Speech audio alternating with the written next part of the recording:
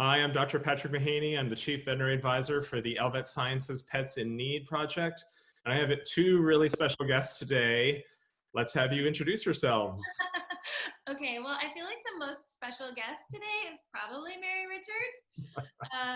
She is, I don't know, I think we decided maybe 6 or 7 years old, a terrier mix rescue. You can see her featured on my Instagram feed, mostly stories. And I am Judy Greer, and I am an actress in Hollywood. I am currently in Hollywood, and I'm an actress in Hollywood. Mary has a really unique look. I've always kind of been so intrigued by what makes her up. Like, to me, I see terrier, I see chihuahua. Do you think the same thing? And I don't recall if she's been genetic tested or not. No, I haven't tested her. I don't know why. It seems like something I would do because I talk to dog psychics, so I don't know why I wouldn't. But I feel personality-wise, what I know of Chihuahuas, that tracks. She's definitely like a one-woman dog, and definitely terrier. And she's got kind of a long body. Yes. I don't know if you can tell.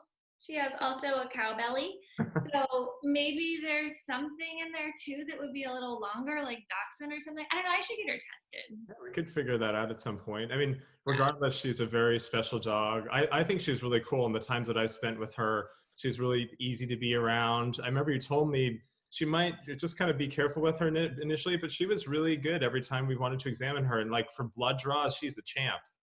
Yeah, that shocked me. I'll be honest. She might be done with this interview. You said that's fine, right? No, no. Blood draw. Bye, Mary. Thank you for joining us. Thanks, Mary, for gracing us with your presence. Yeah, I was surprised at how chill she was when you were doing that. It might have been you too, by the way. Don't get to give yourself credit. So Mary's a rescue. Tell us a little about where she came from. She came from a rescue called Wags and Walks, which I work with as much as I have time for. They're based in West LA. You can follow them on Instagram and see they are always posting incredible professional photos of their rescue dogs. She was a group of 5 that a Good Samaritan grabbed from like a vacant lot in Compton. This person saw them getting thrown out of a car window into this lot and pulled over and chased after. There was 6 dogs, but this person could only get 5. And so Wags and Walks took them and reached out to me to ask me if I could foster Mary Richards, who at the time was called Betty.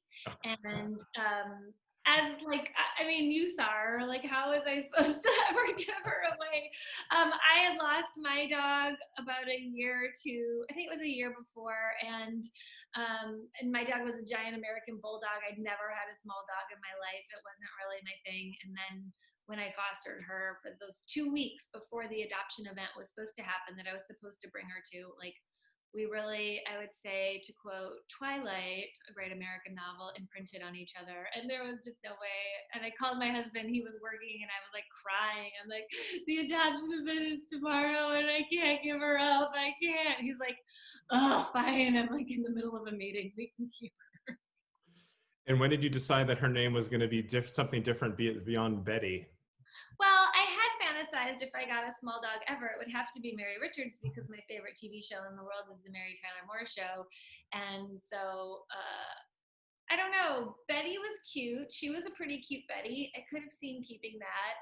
My last dog's name was Buckley, and when I got him from a rescue, he just came with that name. Sorry, helicopters. He came with the name Buckley, so I just kept it because he felt like a Buckley. I don't know. I think I just forced Mary Richards on her, but now she's definitely a Mary Richards. Like, it's weird to think of her as a Betty. And I always tell people when I encourage people to rescue, like, you know, you can change their name. Like when you watch HGTV and you're like, yeah, you don't like the color of the bedroom, you can paint it. You can change your dog's name. It's okay. So how does Mary Richards fit into your household? She, I think, is the alpha of the house. I mean, most of our activities revolve around her and her needs and and her moods. It's my husband and I who live here full time. My husband has 2 kids; they're grown, so they kind of come and go as they please. And then Mary is our full time dogter. Is that so easy? Yeah, she is. Oh, here come the gardeners. Is it gonna be crazy? So she lives here with us, and she is. Is she She's looking at the gardeners? I could see a reflection. Like is she obsessed with them out the window? yeah, she is. She's looking. She's like, again, totally like. She's very curious, Mary. What do you think? Yeah, she's. I would say she is the boss of the household. And she's obviously a very special dog. What do you love most about Mary? Um, it's really. I guess because it took her a really long time to come out of her shell, and in a lot of ways, she's still a little difficult. Mm-hmm. And I guess I'm just so brokenhearted by what she went through and what her siblings went through, and I love loving her. Like, I love taking care of her, and I love showing her that there is like just good people and there's love in the world. Also, I mean, I don't want to sound really selfish, but she just gives me back so much. Like, she loves me so much, and she thinks I'm so cool. And when I come home, she's like staring at the door, shaking. And I know it's probably like selfish or self-involved or narcissistic, but like, I love how much she loves me. I just do. It makes me feel good. And on days when, like, now we're in quarantine, you don't want to get out of bed, or you're just having a down day, like, having a dog just is so wonderful, because you have to get up and you have to feed them. He's gonna be gone in a minute. Okay. You have to feed your dog. You have to take your dog on a walk. Yeah. You have to crawl back in bed. You have this creature that will cuddle with you. I can't think of anything better than having a pet sometimes. Well, it's been a challenging time for everybody. Our society has changed as a result of COVID, and what we have to do on a day-to-day basis to protect ourselves, be it stay in the house or go out of the house. My practice has changed just a little bit in terms of like wearing PPE and seeing patients outside of the home, sometimes instead of in the home. Everybody's challenged now. The homeless community certainly is a big issue in the Los Angeles area and elsewhere. Many homeless people have pets as their main support.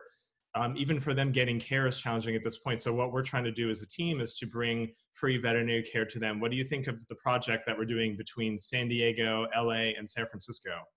I mean, I think it's a miracle, and it makes me so happy, and it makes me feel like the more good I hear people doing out there, like the more positive I think this whole experience ends up being. But it's interesting, before COVID, I mean, still the homeless situation in Los Angeles is, reached an extreme. And before COVID, that was, I would say, the major topic of conversation about the city of Los Angeles. I'm not as familiar with San Diego and San Francisco, but I'm assuming it's similar. The problem with people not being able to find like good shelter, find work, find homes, the city trying so hard to build and facilitate homes and apartments and housing for people, but it just is going so slowly, and there's so much need.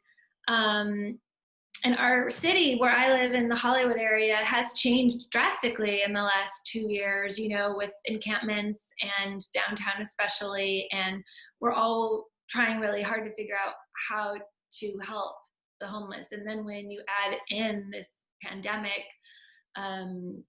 it does feel like a problem that is just getting harder to solve. So when you guys can add like a little sunshine and a little care and a little help, I personally, when I see homeless people with animals, it makes me happy for them, for both actually, because there's nothing an animal likes more than to be with you all the time. And I think like, gosh, that dog is lucky that they can just be with their owner all the time. My dog would love that. And I'm happy that some people have that kind of support from an animal, and I'm definitely happy you guys are out there taking care of those animals. And I know anyone who has a pet, no matter where you are in your life and where you live, if you have a home, if you don't, like you care so much about your pet and you just want them to have, the best care, which you guys would get. I'm really babbling. I'm going on and on, but I feel like I could. I think what you guys are doing is amazing. Well, love getting to know you in this way. Where can we find you? And more importantly, where can we find Mary? Mary is usually in my stories on Instagram at Miss Judy Greer. She does not have her own page. I won't do it. Maybe when she's older. Oh my God, I just want to show you right now. Like, this is what I deal with. How can you even walk by that and not grab her and kiss her?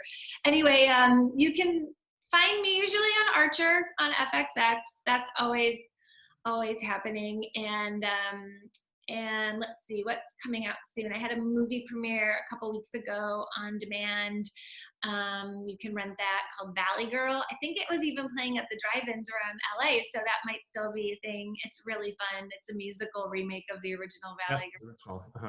And somebody I know somebody who did some of the music of the original Valley Girl, Josie Cotton. Oh, really? Yeah. I wonder if I met that person. I wonder if I met her on set. I wonder if she was working on the movie at all. Kind of like Benatar-esque, like back in the day, 80s musician. Yeah, I mean, we do. It's like our movie is just it's a remake. We're set in the 80s. It's all the music from the 80s. It's so good. That, and then I'm trying to remember what. Oh well, we'll see. But in theory, Halloween Kills will premiere in theaters around Halloween. People are always like, "Tell me when Halloween's gonna come out," and I'm like, "Do I have to?" I've been such a big fan of that series, and so, but like 1 and 2 kind of were those that I was interested in, and then Halloween Resurrection. No, I'm sorry, H2O.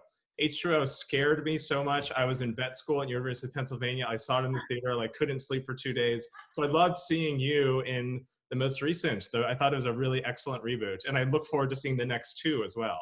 Yeah, it was really fun to make. We shot the second one. We haven't shot the third one yet. The second one was like twice as fun as the first one, because it was like, we also, not only with like similar cast, but crew too. Like our director, David Gordon Green, always gets the same crew. He's obsessed with them. And then we all just become a big family, and it's really fun. And I'm excited about that. I really hope we can figure out how to go back to movie theaters. And yeah, me too. We'll see. Well, Judy, I so appreciate you and Mary take time to help to support us.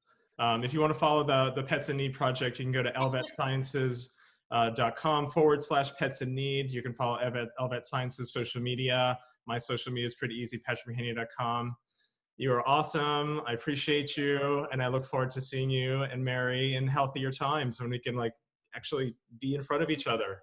Thank you so much for what you're doing too. I know it's such a huge support. Any way to support the homeless population in California, I think, is admirable. So thank you. Thank you.